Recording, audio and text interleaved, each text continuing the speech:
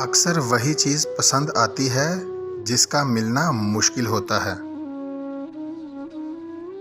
तुम्हारा अपना वो है जो किसी और की खातिर तुम्हें ना छोड़े।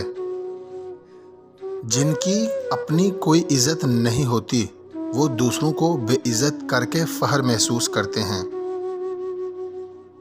हम लोग सबसे ऊंचा उड़ने का शौक भी रखते हैं और पर हिलाने का दिल भी नहीं करता।